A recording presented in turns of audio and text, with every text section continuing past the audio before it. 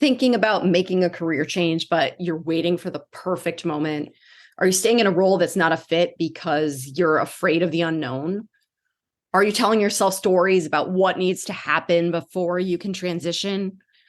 If so, as usual, you are not alone. Making a change is a scary thing, and fear is a very powerful force. But as my guest this week, Danielle McCombs, who recently transitioned from a 20-year career in commercial real estate to entrepreneurship, says, bet on yourself. In this conversation, Danielle shares her journey and how she's navigated the many feelings that come with stepping outside of our comfort zones. We also talk about the growth mindset and how we can use it to empower ourselves during times of change. Thank you so much, as always, for listening. Welcome to the Impostor Syndrome Files. My name is Kim Menninger, and as an executive coach and former high-tech leader, my personal mission is to help professionals overcome imposter syndrome so that you can advance your career with confidence. Each week, I interview a new guest who brings a powerful perspective to this conversation, including personal stories, best practices, and new insights. The more we talk about this issue, the more we destigmatize imposter syndrome, recognize that we're not alone, and empower ourselves to access the tools and resources that can help us and those around us. Thank you so much for listening and for sharing with others you think would benefit from this conversation.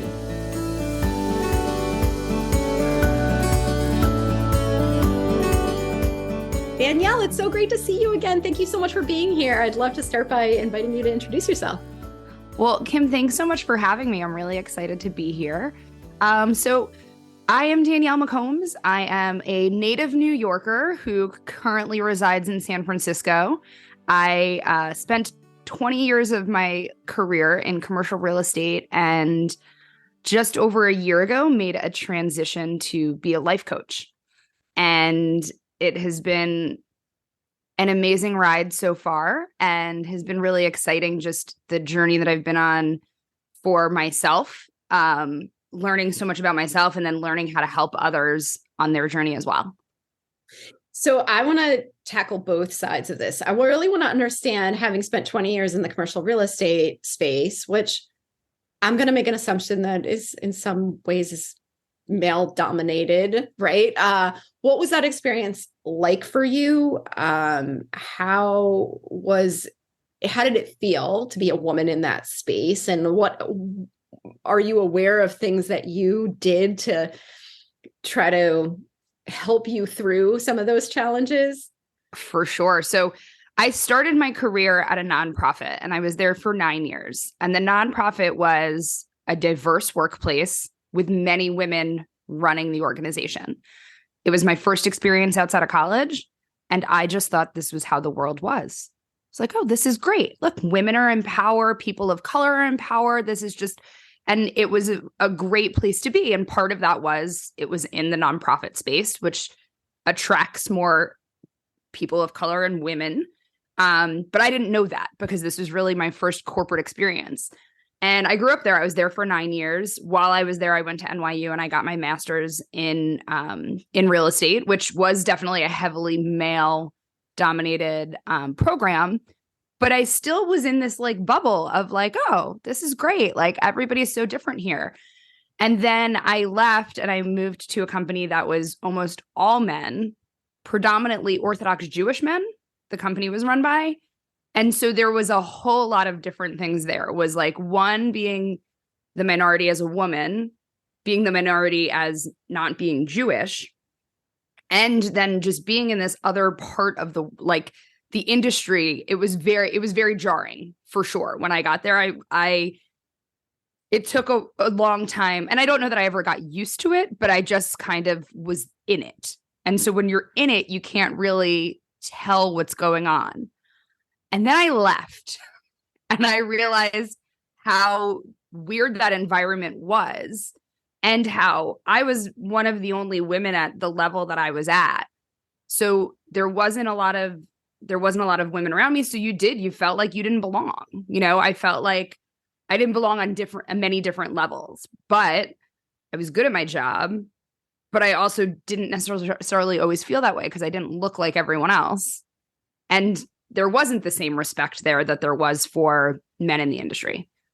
So you were good at your job, right? You stayed there for a while. How did you get through it? Were you consciously thinking about this? Were you doing anything to try to manage your own experience? Like how did you make it through? When I look back now, I realize I was like white knuckling it the whole way through. And it was an experience of, I'd wake up in the morning to emails. I'd go to work. I'd be, on conference calls all day. I would stay there really late, working on spreadsheets, working on deals, go home. Like there were nights that I was at the office till 11 o'clock at night and would get up and come back the next day. And that somehow became like a norm. And there was a point where I looked at myself and was like, who are you? This isn't who you are. I was never a person that was super career driven, that this was the thing that I wanted. I just ended up there. And there was definitely a point where I woke up one day and was like, what are you doing? Like, this isn't the life you want to lead. You're working on Sundays. This isn't, working 6 days a week. You're totally stressed out for what?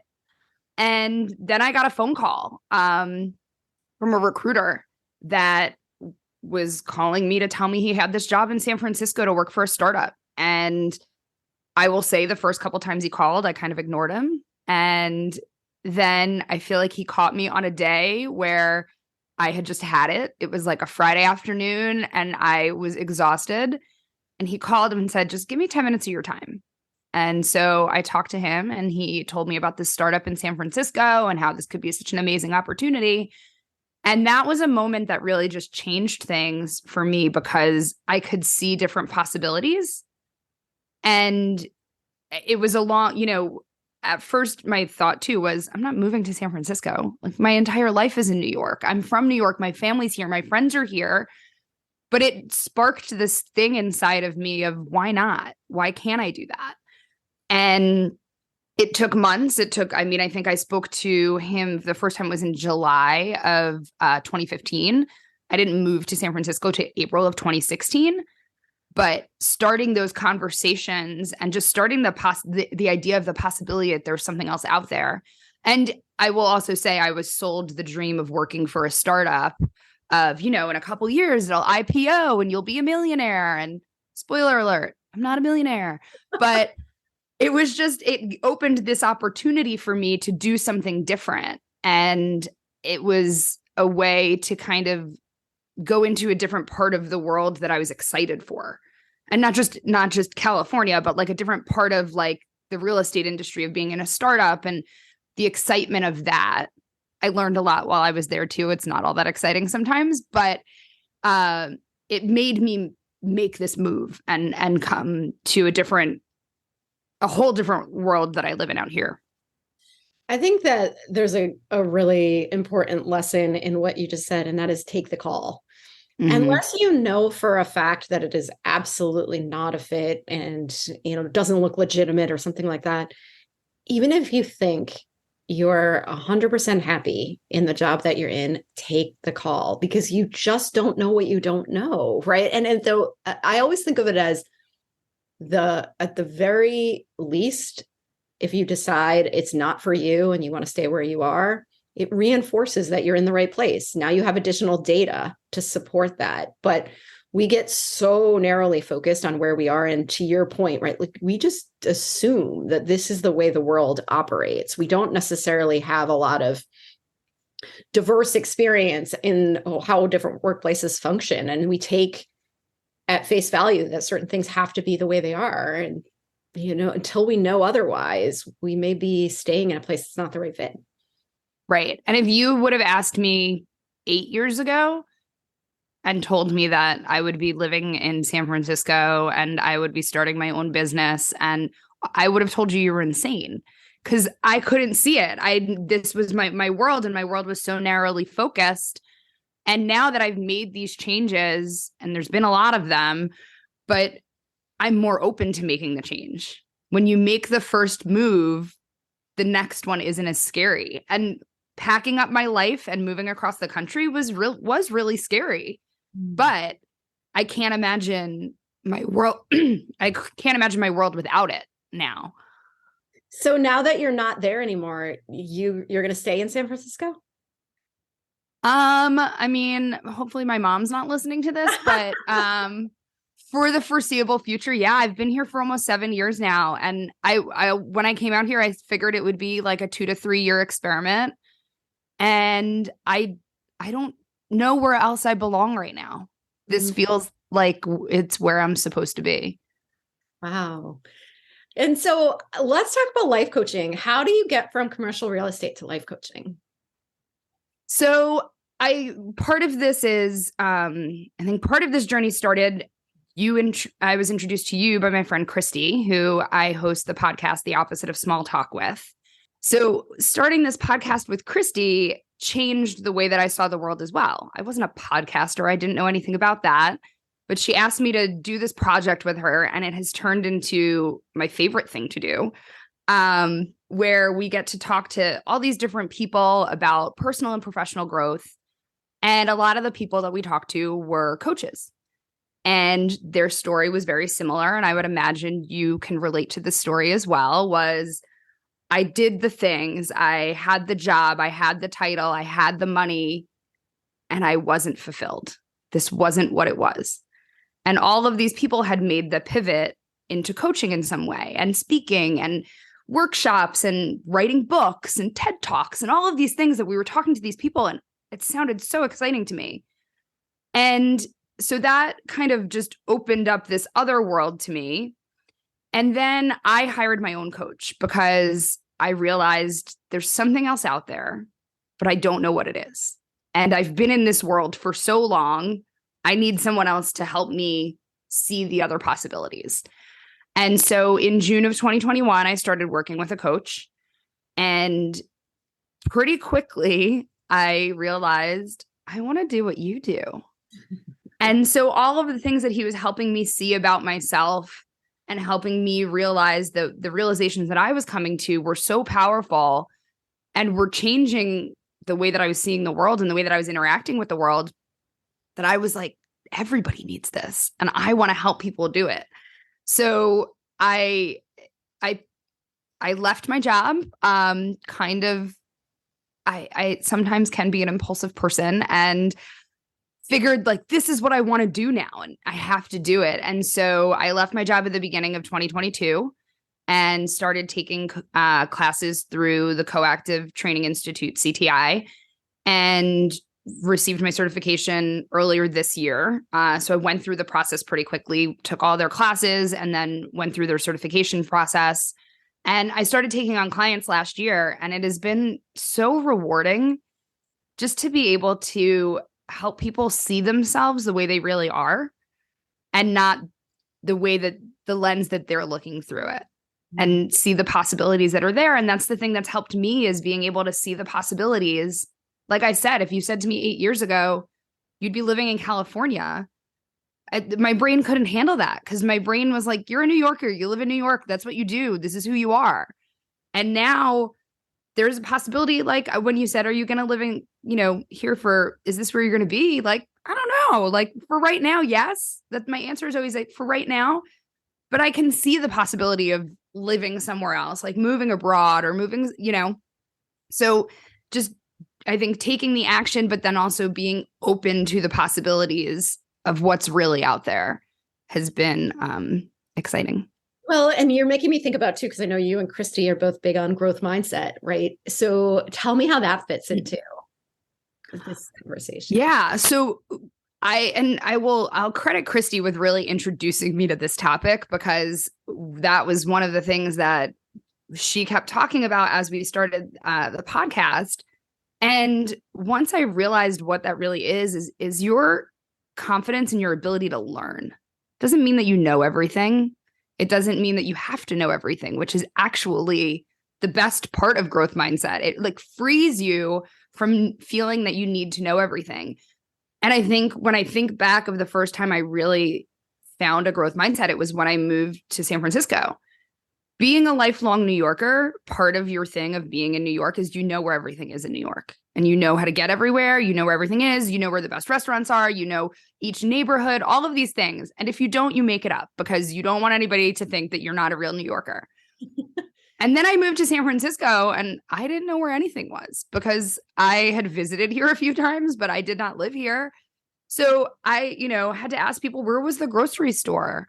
And wait, what do you mean by the Presidio? Or like just different things that I just didn't know. And I'm still learning, but it gave me the opportunity to ask the questions and not feel bad about it, not feel, and about anything that went on here, not just the city, right? About the people, where people lived, what they did out here. And it was so freeing because I could start with a beginner's mindset because I was a beginner. And so not trying to look smart, not trying to pretend that I know anything. And it was such a gift and such freedom into just, knowing that I can learn things, anything, right? And I think that's making this change into, a whole new career is I don't know much about running a business, but I'm going to learn it and I'm capable of learning it. Yeah, I mean, I love to hear you say that because one of the things I think about a lot, and, I have had periods in my life when I've been much more perfectionistic. I do not consider myself a perfectionist at all. I definitely have embraced growth mindset and am much more willing to sort of be a risk taker. But I think for so many of us, especially those of us who are high achievers and always really value doing well in school and doing well at work, when that is such a strong value of ours, we end up curating our lives in such a way that we only do the things that we're guaranteed to do well. And in order to feel like we're guaranteed to do it well, it has to be something that's comfortable to us. It has to be something that's familiar to us, right? It can't be too far outside of our comfort zone. And so we end up making our worlds really small. We end up closing ourselves off to opportunities that may be fantastic, but we'll never know because we can't guarantee that we can do it. And so I love the growth mindset in connection to everything that we're talking about because it does free you to be a beginner. It reminds us we've been beginners our whole lives in different things, right? Like I always say to people, nothing that you do well or take for granted today were you born with. Every single thing that you do without even thinking about it was once scary and new. But here we are. And so whether it's moving across the country as you're describing or quitting your job and starting your own business, like all of these things require a certain level of faith in yourself, a certain level of self-trust that even if I don't know exactly what this is going to look like, I know myself well enough to know that I have the resourcefulness and the capacity to figure it out. 100%. And I'm just thinking, I was with a friend last night who asked me, how's business going? How are things? What's going on?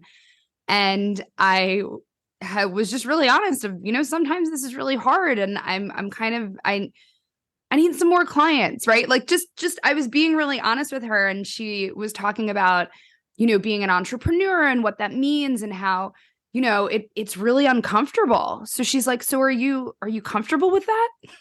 And I said, I guess I'm comfortable being uncomfortable, but it's just uncomfortable, but it's just what it is. That's just the status quo now is everything is kind of uncomfortable, but I don't want to fall back into that comfort place because it means that I feel like I'm not growing. I'm not, you're not moving ahead. And I mean, as I say this too, it's like, and I will admit there are days where I curl up on the couch just for comfort because you need that too. It's not every day, it can't be uncomfortable. So it's a balance of figuring that out, but I think growing is uncomfortable. That's such a good point because finding that balance is really important. I definitely am somebody who pressures myself to do scary things because I know how easy it is for me to fall into my comfort zone. And so when things are going really smoothly, that's a signal to me that I need to think about doing something more challenging. I have to introduce fear or risk into my life, but you don't want to overwhelm yourself either, right? And definitely taking care of yourself when you need I just need a break, right, is really important too. And I'm curious how you're navigating the roller coaster of entrepreneurship and just being in this totally different space. Because I also think coming from a world that's very structured, where you come into work every day, you've got a to-do list that's a mile long, you've got people that you know you're going to be talking with, and you can ask for help. Like all of a sudden you're thrust into this world that has no structure. You're making it up as you go along. How do you handle the sort of mindset side of that? Oh, well, it's an everyday battle for sure. I think the thing that keeps me going is knowing that the work that I'm doing is what I'm supposed to be doing. Mm. That feels so aligned with who I am that when I, meet with a client, or I had a ending session with a client the other day, and I asked, like, has this been helpful? What was this? And the way that she responded of just, you've given me the ability to see the possibilities. You've given me the ability to step outside myself and really understand like what I'm capable of. And that was the moment that moment will keep me going for the next week. And so just being able to have that and see that I'm making an impact. And then the other part that is a struggle is not having colleagues, having people sitting next to you so you can say, hey, Kim, what do you think of this thing that I'm working on? And that has been really hard for me, just as a person who is an extreme extrovert. I get my energy from being around other people. I've always worked in an office. And I would say that if COVID didn't happen, I don't know that I would be doing what I am doing right now, because I was so programmed to go to an office. And friends of mine who worked from home for years, I always thought they were insane. I was like, I don't understand how you function that way. But circumstances made it that became my life, and now it has continued. So it's finding people who are doing similar things to bounce ideas off of, to understand that I'm not alone in this. People are doing this as well, just their own businesses. Being the boss, that's weird. There are times where I look around like, isn't there somebody here that's going to tell me what to do? But I'm trying to embrace that and understand that I get to build this the way that I want to build it. And that also part of it is I'm going to fall on my face, right? There's going to be a point where I spectacularly fall on my face and I pick myself back up and I go again, because now I've learned something else and I'll move that going forward. And so I think having that growth mindset of knowing part of a growth mindset too isn't that you learn something and you do it well and then you do something else well again. Part of it is that you fail and that it hurts, and then you learn from there and you grow from there. And so I think that keeping that in mind, it's not comfortable, but I know it's part of it. Yeah. And I think those are really important points too, going back to what you were saying about not having a boss, not having colleagues. I am definitely, I work harder than I ever have working for myself with nobody telling me what to do. And I often joke with my 8-year-old son, I'm like, I work for a really mean boss. She's really hard. Right. And, but I think that it's really important, because a lot of times we think about entrepreneurship, we think of solopreneurship as an independent activity, but we need other people. And I think that's important for people working in organizations too, is, especially again, going back to the achievement value, is we tend to think like, oh, we need to prove ourselves. We need to do it alone, that it's cheating if you ask for help. And the reality is that none of us gets to where we're going without support from other people. And it's just from a pure logic perspective, why would you make it harder than it has to be? Like, there are so many other people who've come before us, who've figured certain things out, who have insights that would be helpful to us. You don't get a medal for doing things the hard way, doing things the inefficient way. Just reach out, build your own community. If you don't have one, that either because of the structure, right, of I'm working on my own, or maybe you're not feeling like as attached to the people in your own company because of hybrid work environments or whatever the case might be, it's like, find your people, find your community, because it, first of all, makes it so much more fun. And also it's so much less scary. Right. And I think part of the entrepreneurship journey that I'm learning is there's a lot of information out there, and there's a lot of people who have done this stuff before. And if you can learn from them, be open to learning from other people, you also get to pick and choose what you do. So there's not, I do keep asking, and I believe I asked you when we spoke originally, like, do you have the roadmap? Do you have the roadmap of how to build a business? And like you just laughed, that's what everybody has done in my face, but I'm going to continue to ask because just in case it's there and nobody's telling me, because it would make it so much easier. But the other part of it is you get to learn from other people and pick and choose what works for you. And I was having a conversation with a friend yesterday and saying, she was like, I just wish there was like, this a school or something you could go to of like how to be an entrepreneur. And what I said was, right, but everybody there would be saying like, no, but I'm going to do it this way. I'm going to do it this way. The right way to do it is that way, because everybody wants to build their own thing too. So I think part of it is deciding what works for you, making it your own and incorporating those things there, but also understanding you can leave some stuff behind. Yes, exactly. Exactly. And honestly, so I spent most of my life in a state of imposter syndrome. It was just crippling at times when I was working in high tech. And I assumed that it would be really hard for me coming into entrepreneurship where, there's so many different ways to do things. And then I realized one day that everyone's just making it up and there is no roadmap. And that took all the pressure off of me. I'm like, oh, okay. So there isn't one right way to do this. And I think that is particularly true for women. Is we get really comfortable with academic structures. We like to know how we're being graded, how we're being evaluated, what we have to do to get the A. And so we're very much driven to find that course, that certificate, that degree that's going to give us all the information that we don't have. And what in actuality, it just ends up, the more we learn, the more we realize we don't know. And then it just keeps moving the goalposts out further and further. And so if you could just own the fact that you're never going to know everything, and then it doesn't matter because nobody knows everything and everyone's just figuring it out as they go along, then this is fun, right? We get to be creative. We get to do it our own way, which is not something that many of us were taught to do growing up. We weren't taught to be creative and challenge the system. We were taught to follow the rules and do it other people's way, right? So this is actually a very liberating opportunity. Right. And I would say that creativity is something that I've always said like, oh, I'm just not a creative person. And what I'm realizing is, well, number one, creativity isn't just being an artist or being able to play an instrument.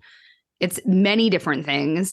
And there are things here that are just really exciting to learn and to figure out how to do it in a different way as creative.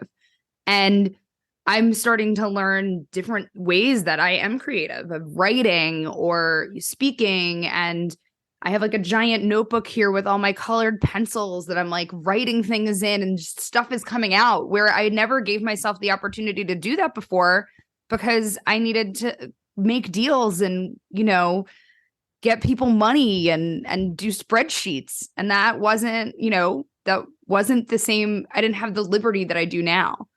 Yeah. And I will say that, just kind of tying it back to people who do work in organizations, a lot of times we have more creative freedom than we think we do. And because of these ingrained messages that we've gotten about being obedient, following the rules, not rocking the boat, we don't recognize the opportunities to be more creative or put our own stamp on things.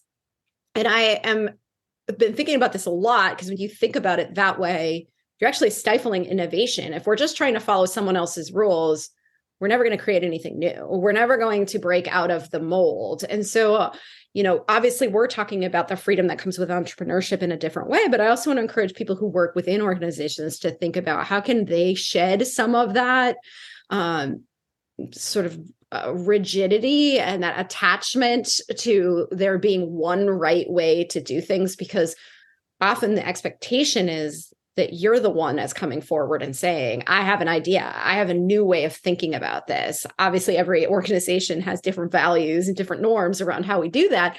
But I just think we would all benefit if we could take a step back and realize, oh, it's actually a good thing when I do things differently from other people. It's not, it can be scary, but it actually has a positive effect on everybody.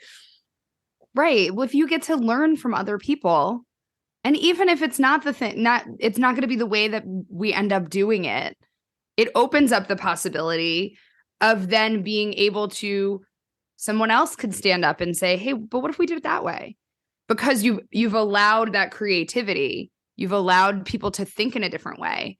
And I'll say, actually, when I moved out here and I worked for a startup, that was probably the first time that growth mindset was really in a workplace introduced to me, because the startup culture is, well, we don't know what we're doing either, right? So we need everybody's ideas here. And it was so hard for me. And I don't think I ever got on board with it. Honestly, if I look back at it now, the whole time it was fighting against the people who were the tech people and the people running the startup part of it. And I was here for the real estate part of it. And me and my real estate people would always be like, we can't do that. That's not okay. We can't. No, it doesn't work that way. That's not going to work. And I think I spent the time there, like, honestly, always butting up against people because we were the old establishment. And it was like, this isn't the way that this industry works. And what they were trying to do was change that. It didn't work anyway, but that's beside the point. But it was, I think we had a group of people that were so ingrained and we had been doing this for years and years that we couldn't see a possibility of doing it a different way.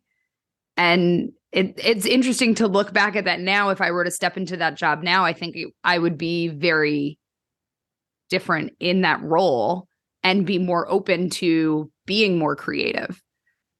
Yeah, absolutely. And I think that's a really good point, is all of us have a chance to check ourselves by noticing where we're showing up with a fixed mindset, right? Anytime we tell ourselves, no, that's not how we do things, that's not the way it should be done, that's a signal that there's an opportunity to question that. It doesn't necessarily mean you're going to change everything, but it does build a practice around challenging your ways of thinking, right? Like, is there another way to think about this, right? Why do we do it this way? And just creating more space, like you said, for those possibilities, and not being the person who stands in the way of progress by saying, no, this is the way we've always done it.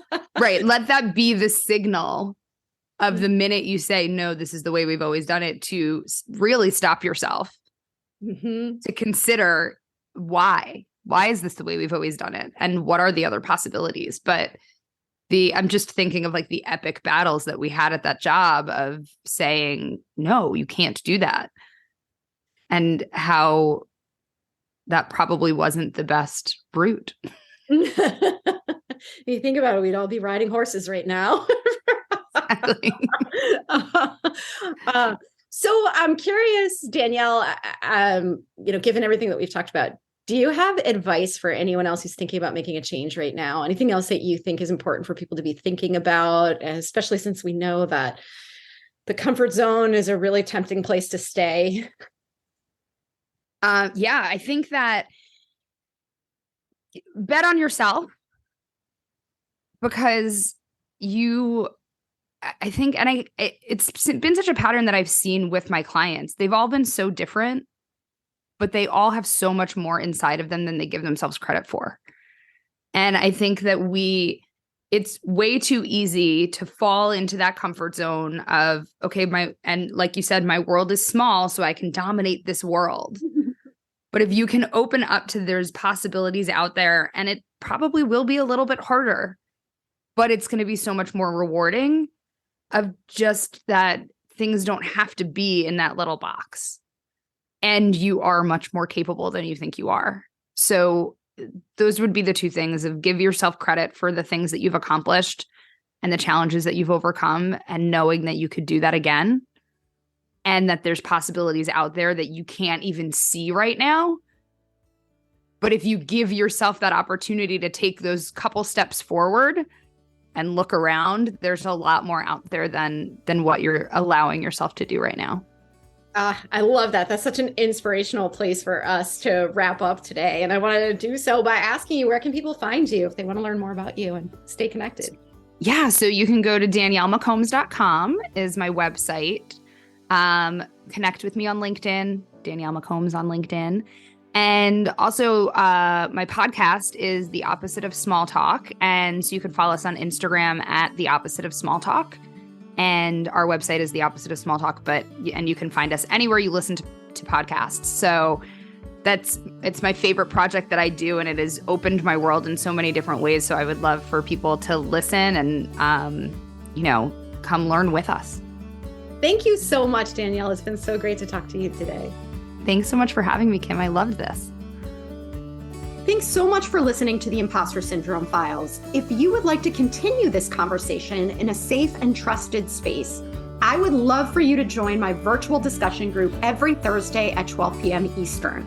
For the past several years, the group has been limited to women, but it is now open, regardless of gender, to anyone who is interested in exploring and troubleshooting common workplace challenges, building better awareness of ourselves and others, and becoming more inclusive allies at work. Check out the show notes for more info on how to find us, and please join us next week for another episode of the Impostor Syndrome Files.